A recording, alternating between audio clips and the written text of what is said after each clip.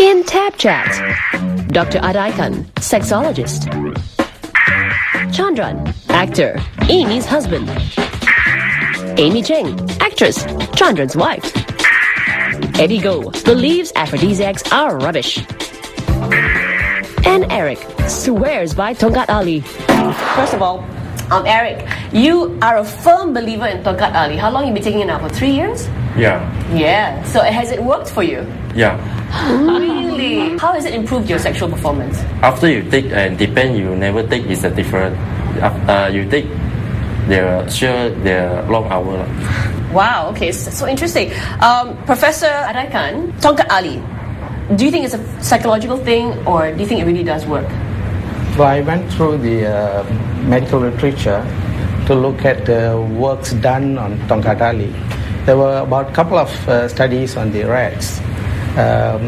It appears that they are improving the performance in the rats, but there is no study in the human at all. Yes.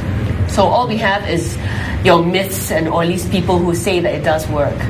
Yes. Now, Eddie, on the other hand, Eddie, you don't believe in aphrodisiacs. Why is that? Oh, because sometimes you go overseas or you walk past some place and you just try, maybe they sell turtle soup lah, mutton soup lah, and then even Tongkat Ali tea and Tongkat Ali canned drinks Right. So you try out of curiosity So after you try it, you found it doesn't work There's nothing at all, totally nothing. Maybe psychologically you're thinking, I don't think it's gonna work, so therefore it didn't. Don't you think, Dr. Adaikan, it's a lot of psychological effects as well? I think you are right. He probably thinks that it's not going to work.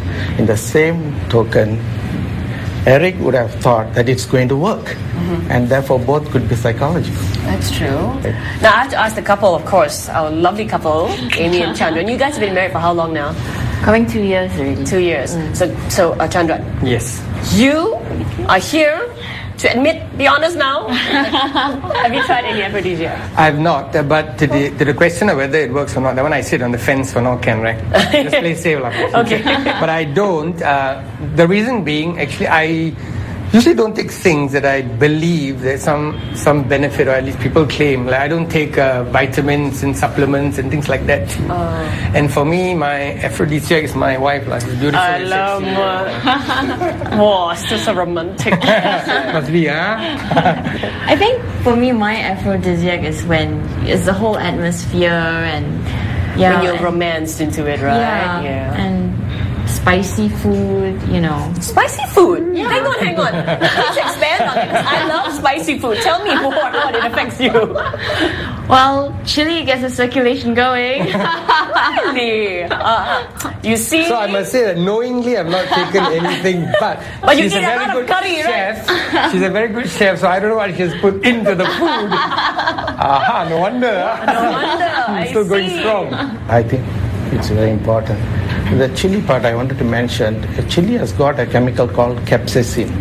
That capsaicin releases nitric oxide in small amount, which is actually what comes from even Viagra, Levitra and Cialis.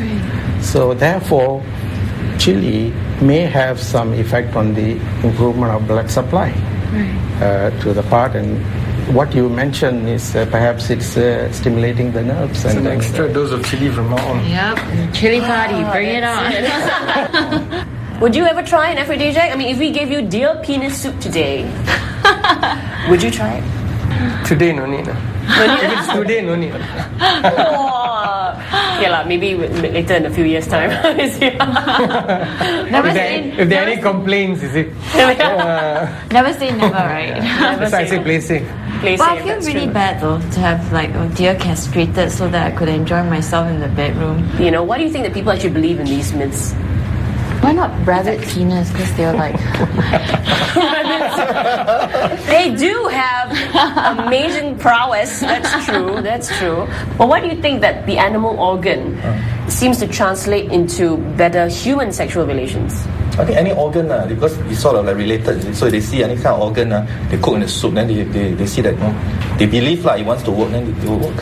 So I think it's more like motivational. That's why when armies have crests of lions and eagles and all that, is to sort of motivate.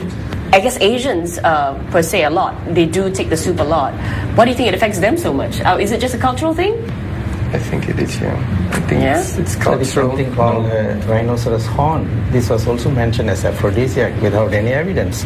So when we scrap the horn and then try in vitro or do some experiment, there isn't anything there. And it's a belief that the horn is very hard and then horny, things like that. So it should work. Bit too literal there. What about the doctor himself? Have you tried yourself, personally experiment yourself any aphrodisiac? No. You see, the very important thing here is those who are thinking that they are normal, they should not go on trying all these things. It's not necessary. They should improve themselves, and it is perfectly all right for them to be normal, and then they continue. It's meant for those who are suffering from dysfunctions. And So you recommend anyone with dysfunctions just don't try anything, just go see a doctor? yeah, I think it's very important. There is something called permanent erection that can be there due to taking some drugs. Can you die? No. If won't that die. happens, one has to go for professional support immediately to a hospital to get the reversal done. Otherwise, if it's held up for about 4 to 5 hours, then blood gets stagnated. There is no oxygenation. Right. And the possibility of the tissue dying in the organ can take place. So your penis could actually just die.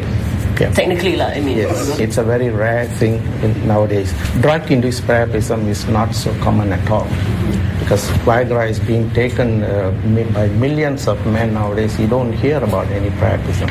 But those are all men with dysfunction. But if a normal man with good erection, if he's going to take, the possibility of him having this priapism is there, because it's adds on.